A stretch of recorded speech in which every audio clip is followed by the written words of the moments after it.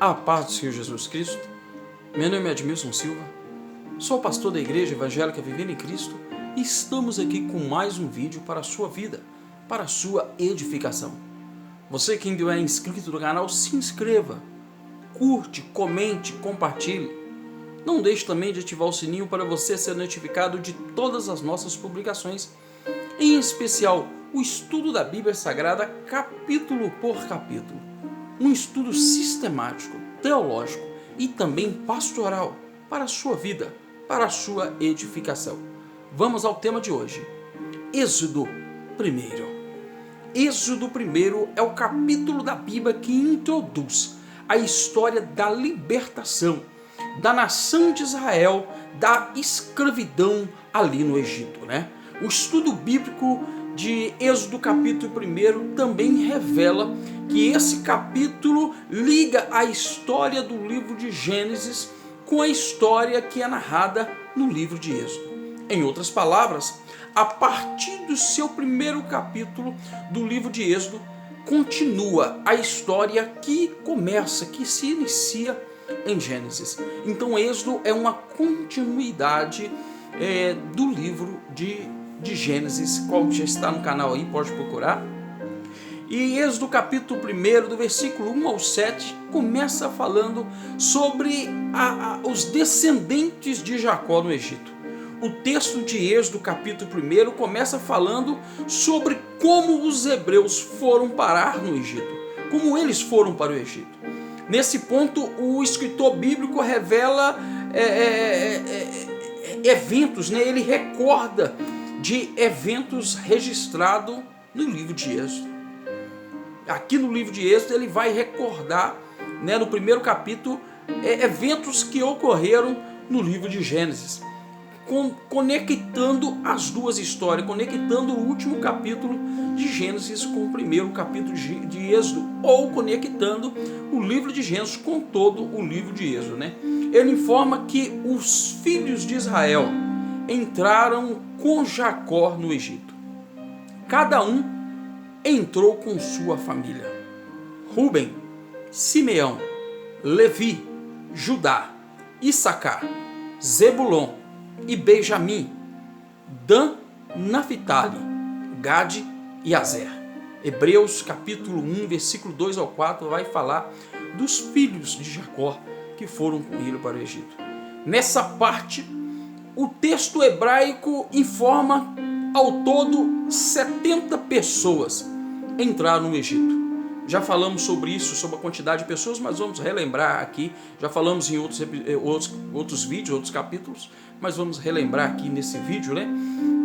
Que é claro que todas as pessoas eram descendentes de Jacó. Isso deixa claro que todas elas eram descendentes de Jacó. Mas no Novo Testamento, o livro de Atos informa que foram 75 pessoas. O livro de Atos vai dizer que são 75 pessoas. Está escrito em Atos capítulo 7 e o versículo de número 14 vai dizer que os que entraram no Egito com Jacó foram 75 pessoas. O que acontece é que o texto de Atos utiliza como referência o texto da Septuaginta. O texto da Septuaginta, a tradução grega do Antigo Testamento, que traz o número de 75 pessoas ao adicionar. E ao adicionar o total, os descendentes também de José. Os descendentes também de José. Inclusive, este número considera apenas os descendentes masculinos e adultos. Somente os descendentes que eram masculinos e também já eram adultos. Certamente, se fosse contado nesse total aí mulheres e crianças, esse grupo provavelmente passaria de 150 pessoas. O texto também diz que José, que era o governador do Egito, morreu. Bem como toda a sua geração também passou.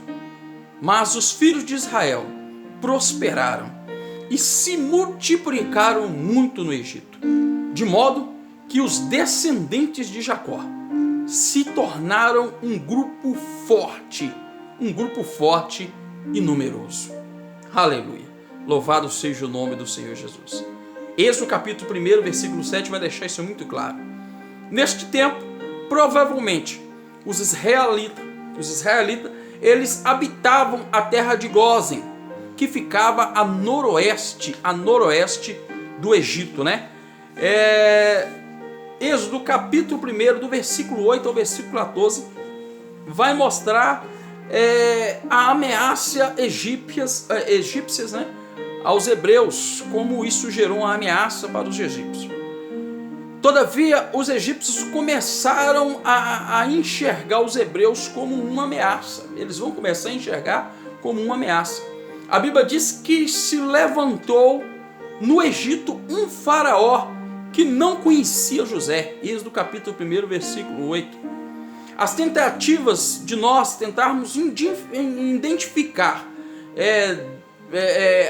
quem é este faraó são muito problemáticos, né? A gente tentar entender quem é esse faraó é muito problemático e também muito complicado.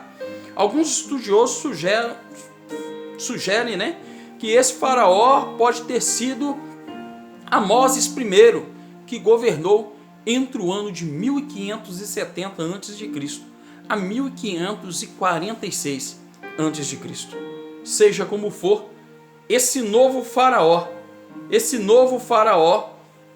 disse que o povo egípcio, que os filhos de Israel tinham prosperado tanto, e que eram bem mais numerosos e mais fortes que os próprios egípcios. Então, Faraó propôs as providências, que providências fossem tomadas para enfraquecer o povo de Israel. Tomariam medidas para enfraquecer a nação de Israel, o povo de Israel. Foi assim que os egípcios começaram a oprimir os israelitas, com trabalhos forçados, fazendo com que eles edificassem as cidades celeiros, tanto de Pitom como a cidade de Ramsés. Êxodo capítulo 1, versículo 11 vai deixar isso claro. Essas duas cidades possuíam localização estratégica, tanto que ficava ali ao delta do Nilo, né? E era usado para estocar suprimentos militares e também agrícolas naquela região. Mas o escritor do livro de Êxodo diz que quanto mais os filhos de Israel eram afligidos, mais eles se multiplicavam, e se espalhavam. Quanto mais era oprimido, meu irmão, Deus é contigo. Não tema perseguição, Deus é contigo. Então os egípcios começaram a tratar os israelitas ainda com mais tirania, fazendo-lhes amargar uma vida de servidão, ocupada na construção e no trabalho e no campo. Eles queriam destruir os israelitas. Êxodo capítulo 1, do versículo 15 ao 22, vai falar do plano maligno que Faraó teve para parar o crescimento e a multiplicação da nação de Israel. A sequência de Êxodo 1 diz que Faraó ordenou as parteiras, responsável por fazer os partos das mulheres hebreias, que examinasse se as mulheres estavam dando à luz a meninos ou a meninas. Isso porque as meninas poderiam viver, mas os meninos tinham que ser mortos para impedir o fortalecimento do povo de Israel. O texto bíblico registra o nome das duas parteiras. Era Sífra e Puá. Êxodo capítulo 1, versículo 15. Sífra e Puá. Como a população hebreia era muito grande, provavelmente essas duas mulheres eram apenas as líderes, né, de um grupo muito maior de parteiras. Que ali iriam fazer os partos das mulheres hebreias. Mas Êxodo capítulo 1 informa que aquelas mulheres temeram a Deus, temeram ao Senhor, e não obedeceram o que havia sido ordenado por Faraó.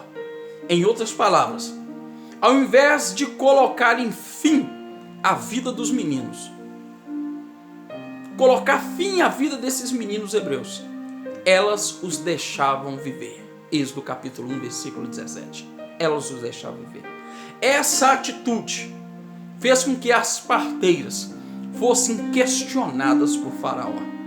E diante do rei do Egito, elas responderam que as mulheres hebreias não eram como as mulheres egípcias, mas elas eram tão vigorosas, que as hebreias eram tão vigorosas, que davam à luz antes mesmo que as parteiras chegassem, impossibilitando que os meninos fossem mortos no momento do parto. Êxodo capítulo 1, versículo 19. Com isso, a Bíblia diz que Deus fez bem às parteiras e deu famílias a elas. Andar correto diante de Deus tem bênção de Deus. As bênçãos de Deus é para aquele que anda correto. Elas foram corretas e Deus abençoou a família delas. Aleluias. E o povo de Israel aumentou e se tornou ainda mais forte. Então, percebendo que suprimir a população israelita através do assassinato dos meninos no parto não era algo tão viável, Faraó ordenou que todos os meninos hebreus, todos que nascessem, deveriam ser lançados no Nilo. Todos deveriam ser lançados no Nilo. Nesse ponto, o primeiro capítulo de Êxodo chega ao fim, preparando um cenário para o nascimento de Moisés. Preparando o cenário para o nascimento de Moisés, que já vamos ver aí no capítulo 2 de Êxodo. Mas tudo estava sob o controle do Senhor. Até mesmo a opressão sofrida pelos filhos de Israel estava no controle de Deus. Deus é soberano, não perdeu o controle da situação, não perdeu o controle na sua vida, vai passando dando glória a Deus. Deus está vendo o que está acontecendo, a vitória vai chegar para a sua vida em nome de Jesus. Em nome de Jesus. Séculos antes, Deus já havia prometido a Abraão que ele seria pai de uma grande nação, mas que a sua descendência seria reduzida à escravidão. Gênesis capítulo 15, pode procurar no canal, já está aí, Gênesis capítulo 15. Então, Êxodo 1 nos mostra que de forma mais improvável, isso é uma palavra para a tua vida, de forma mais improvável, Deus fortaleceu o povo da aliança.